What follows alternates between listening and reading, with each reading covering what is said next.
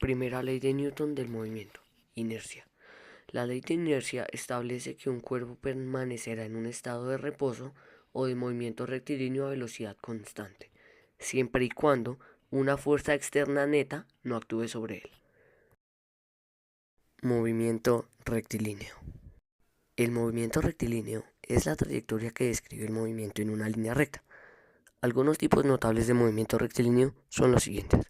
Movimiento rectilíneo uniforme, cuando la velocidad de movimiento de un lugar a otro es constante. Movimiento rectilíneo uniformemente acelerado, cuando la aceleración es constante. Movimiento armónico simple unidimensional, cuando la aceleración es directamente proporcional a la elongación y está siempre dirigida hacia la posición de equilibrio. En mecánica, el movimiento rectilíneo es uno de los ejemplos más sencillos de movimiento, en el que la velocidad tiene dirección constante. Además hay fuerza y aceleración. Estas son siempre paralelas a la velocidad. Esto permite tratar el movimiento rectilíneo mediante ecuaciones escalares, sin necesidad de usar el formalismo de vectores. La segunda ley de Newton, también conocida como la ley fundamental de la dinámica, es la que determina una relación proporcional entre fuerza y variación de la cantidad de movimiento, o momento lineal de un cuerpo. Dicho de otra forma, la fuerza es directamente proporcional a la masa y a la aceleración de un cuerpo. Explicación. La primera ley de Newton nos dice que para que un cuerpo altere su movimiento es necesario que exista algo que provoque dicho cambio. Ese algo es lo que conocemos como fuerzas. Estas son el resultado de la acción de uno de los cuerpos sobre otro. La segunda ley de Newton se encarga de cuantificar el concepto de fuerza. Nos dice que la fuerza neta aplicada sobre un cuerpo es proporcional a la aceleración que adquiere dicho cuerpo.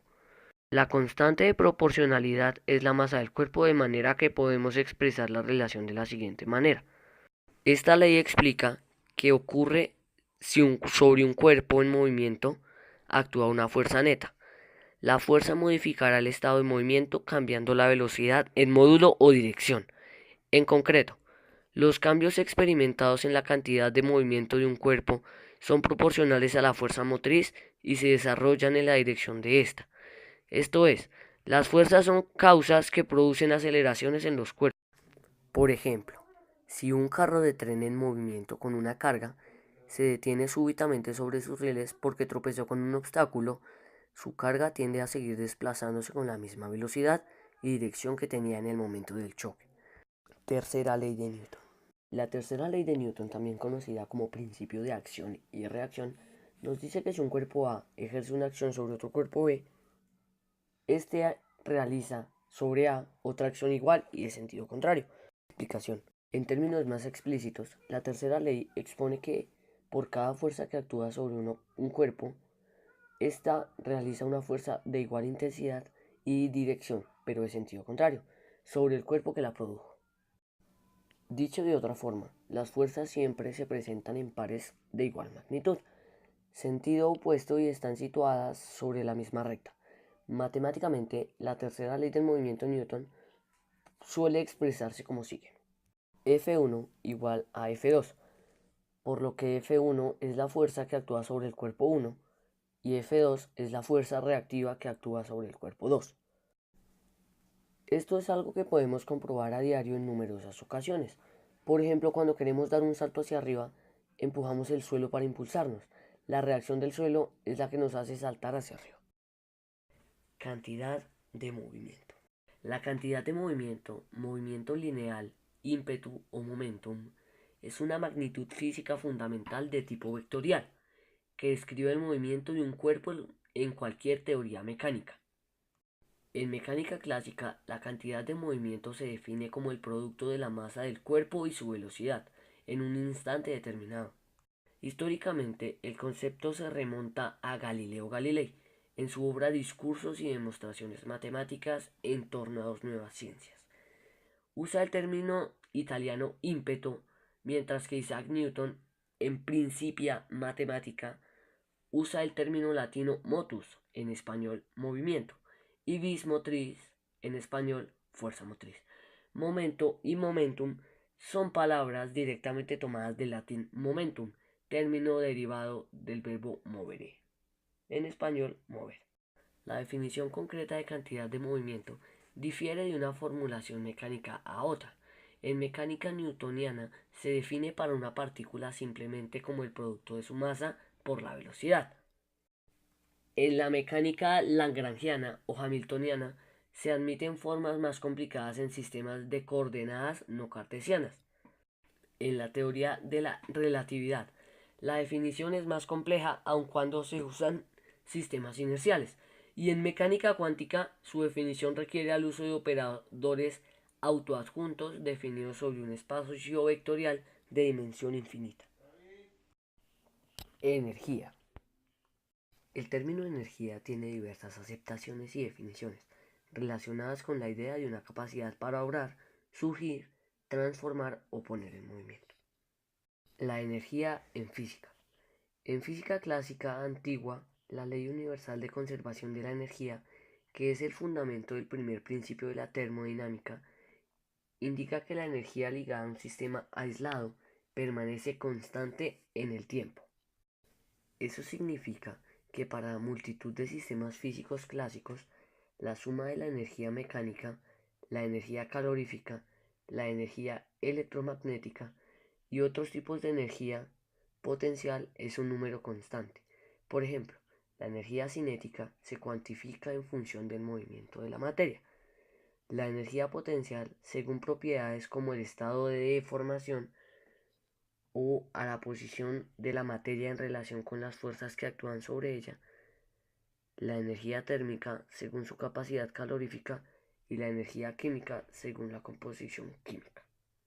Movimiento rotatorio. El movimiento rotacional es muy parecido al movimiento rectilíneo, incluso tiene equivalencias en las ecuaciones cinemáticas. La diferencia es que se utilizan diferentes variables, aunque prácticamente sea lo mismo. El movimiento rotacional tiene demasiadas aplicaciones en la vida real, por lo que es necesario conocer acerca de ello. Se sabe que si se tiene una polea del cual estaban sujetas dos masas por una cuerda, se realizan diagramas de cuerpo libre, y se trata de calcular la aceleración y la tensión de la cuerda. En cambio, en este caso la polea ya está en movimiento, lo cual representa un cambio en la tensión de la cuerda. Las tensiones en cada lado de la polea ya no son las mismas. El procedimiento es muy similar a física básica. La diferencia en que en este tema entra el momento de inercia, reemplazando a la masa en las ecuaciones cinemáticas.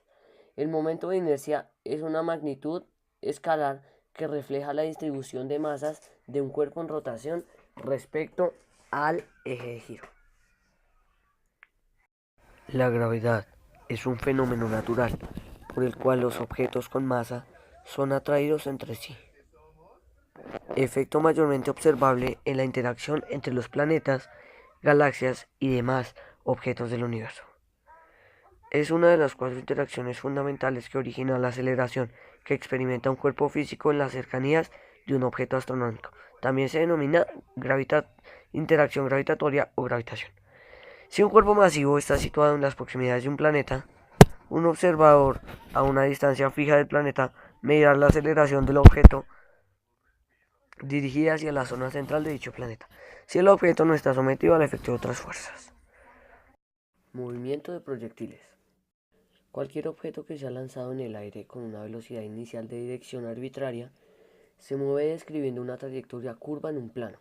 Un proyectil es un objeto al cual se le ha comunicado con una velocidad inicial y se lo ha dejado en libertad para que realice un movimiento bajo la acción de la gravedad. Los proyectiles que están cerca de la Tierra siguen una trayectoria curva muy simple que se le conoce como parábola. Para describir el movimiento es útil separarlo en sus componentes horizontal y vertical. Por eso es importante explicar el movimiento de un proyectil como resultado de la superposición de un movimiento rectilíneo uniforme y uno uniformemente variado, estableciendo las ecuaciones de la curva representativa: tiempo de vuelo, tiempo máximo, altura máxima, alcance máximo, velocidad y coordenadas de posición en el plano. El movimiento de un proyectil es un ejemplo clásico del movimiento en dos dimensiones con aceleración constante. Un proyectil es cualquier cuerpo que se lanza o proyecta por medio de alguna fuerza y continúa en movimiento por inercia propia. Un proyectil es un objeto sobre el cual la única fuerza que actúa es la aceleración de la gravedad. La gravedad actúa para influenciar el movimiento vertical del proyectil El movimiento horizontal del proyectil es el resultado de la tendencia de cualquier objeto en movimiento a permanecer a velocidad constante. Movimiento de satélites. Sobre un satélite en órbita circular actúa la fuerza de atracción gravitatoria que le ejerce la Tierra, dirigida hacia el centro de ella. Por tanto, su aceleración es normal y su valor es proporcional al cuadrado de la velocidad orbital del satélite e inversamente proporcional al radio de la misma. Teniendo esto en cuenta, se obtiene la siguiente expresión de la velocidad del satélite.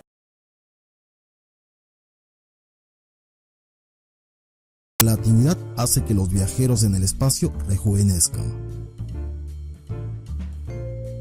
Tanto la velocidad como la gravedad tienen determinado efecto sobre la velocidad del tiempo. Cuanto más aumenta, más lento transcurre el tiempo. Los astronautas a bordo de la Estación Espacial Internacional ISS, que se encuentran en gravedad reducida, si lo comparamos con las personas en la Tierra, pero que viajan a mayor velocidad alrededor de la misma, experimentan el tiempo de una forma más lenta, a un ritmo aproximado de 1 segundo perdidos cada 747 días. Sin E igual a mc al cuadrado, el GPS no funcionaría de forma correcta. El sistema de navegación por satélite en tu automóvil o tu teléfono inteligente está basado en una serie de satélites geoestacionarios para señalizar tu locación, intercambiando datos a través de ondas de radio. Debido a la teoría de la relatividad, la velocidad a la que avanzan los relojes a bordo de los satélites es aproximadamente de 38 nanosegundos más rápida que la de los relojes en la Tierra. Cada vez que se envían datos al dispositivo receptor, se debe aplicar un cálculo para corregir los tiempos entre los 20 y 30 nanosegundos requeridos de exactitud. Sin esto, el GPS perdería unos 7 kilómetros de precisión cada día. La velocidad de la luz no es constante. La mayoría de nosotros hemos escuchado sobre lo increíblemente rápido que viaja la luz, cuya constante universal refiere a 299.792.458 metros cada segundo. Por aproximación se suele decir que viaja a 300.000 kilómetros por segundo, que, de acuerdo con todos los postulados aceptados por la física, es lo más rápido a lo que cualquier cosa puede viajar. Pero a decir verdad, esta cifra representa únicamente la velocidad de la luz en el vacío. En realidad, la luz se hace más lenta cada vez que atraviesa algo, tanto que se ha medido a insignificantes 38 millas por hora a través del rubidio, al casi cero absoluto, unos menos 273.15 grados. La humanidad podría caber en un cubo de azúcar. ¿Recuerdas cuando aprendiste sobre la estructura básica de los átomos, protones, neutrones y electrones? Quizá también recuerdes el hecho de que hay un montón de espacio vacío al interior de estos. Y estás en lo cierto, la mayoría de los átomos no son más que espacio vacío, tanto así que si reuniéramos a toda la raza humana en un solo lugar y elimináramos todo el espacio vacío en los átomos, nos quedaría algo del tamaño aproximado de un cubo de azúcar. Un cubo de azúcar pesaría 5.000 millones de toneladas. Yendo al ejemplo anterior, ¿por qué decimos que un cubo de azúcar pesaría 5.000 millones de toneladas? Básicamente porque todo ese espacio vacío del que hablábamos antes carece de masa, por lo que el terrón de azúcar de la humanidad sería extremadamente denso. Es exactamente el mismo principio detrás de la pregunta capciosa: ¿qué pesa más, un kilo de ladrillos o un kilo de plumas? Pesan lo mismo, pero una caja de ladrillos es mucho más densa y tiene más masa que una caja del mismo tamaño repleta de plumas. No sabemos qué es la mayoría del universo. Pese a los grandes avances que ha hecho la astrofísica en los últimos años, sobre todo en el descubrimiento de varios exoplanetas más allá de nuestro sistema solar, no sabemos qué constituye la mayor parte del universo. Es posible hacer estimaciones aproximadas de la masa del universo, excepto que la materia visible como estrellas, planetas y objetos estelares solo representa el 2% de todo lo que conocemos. Ahora, lo que constituye el faltante que hemos llamado materia oscura y energía oscura es un completo misterio. Ve rápido y ganarás masa. Nuestra vieja amiga la relatividad a su vez explica que la masa y la energía son equivalentes, lo que se traduce en que a medida de que se agrega energía para mover un objeto, es decir, aumentar la velocidad, entonces aumenta la masa de ese objeto. A velocidad normal, ese aumento en la masa es muy insignificante, pero a medida que nos aproximamos a la velocidad de la luz, la masa comienza a aumentar de forma drástica. En caso de que te estés preguntando por qué los autos o los aviones no son más pesados a causa de esto, además de lo ya mencionado antes sobre la velocidad normal, este aumento en la masa como resultado del incremento de la velocidad es meramente temporal. Podría ser una bomba de hidrógeno ambulante.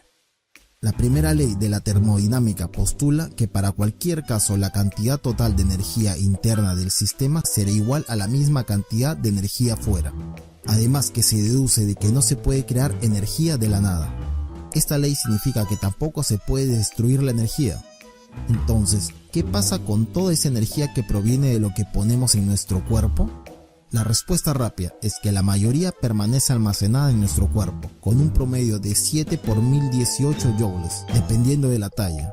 Y de ser liberada al mismo tiempo, esta misma cantidad de energía equivaldría al poder de 30 bombas de hidrógeno. Esa cantidad equivaldría a 1.9 por 1012 kWh. Si tuviéramos una manera concebible de acceder a esa energía, una sola persona bastaría para mantener a un país como Estados Unidos abastecido de energía durante casi 20 años. Quizá leíste esto antes, y antes, y antes. Según la teoría cosmológica del Big Bang, el universo está en constante expansión, pero una escuela del pensamiento ha llegado a sugerir que no solo se expande, sino que también se contrae, originando lo que denominaron un Big Crunch. ¿Qué pasaría entonces? Es un completo misterio. Pero de existir este ciclo de explosión, expansión, contracción, colapso y explosión, se teoriza la posibilidad de que el universo se desarrolle de la misma manera. Por lo que quizá ya hayas nacido, vivido, visto este video, vivido un poco más y muerto exactamente de la misma manera quién sabe cuántas veces y ni siquiera estás consciente de ello. Otro tú podría haber muerto viendo este video. Según la teoría de los múltiples universos, hay un infinito número de universos existiendo de forma paralela, uno con otro, con cada uno ligeramente diferente a otro y con todos los escenarios posibles teniendo lugar en universos propios. Esto significa que al menos en un universo, en un extraño accidente, un meteorito te impacta directamente en la cabeza mientras terminas de ver este video y te quita la vida en el proceso. ¿Sigues allí? Bueno, en otro universo ni siquiera habrás visto este video, pues un meteorito me asesinó justo antes de que empezara a editarlo o publicarlo en YouTube. En fin, espero lo puedan ver. Puedes darle una mirada al fondo de este tema en la teoría del suicidio cuántico. Dejaré un enlace en la descripción. Espero este video haya sido de tu agrado. No olvides darle deditos arriba y suscribirte. Saludos.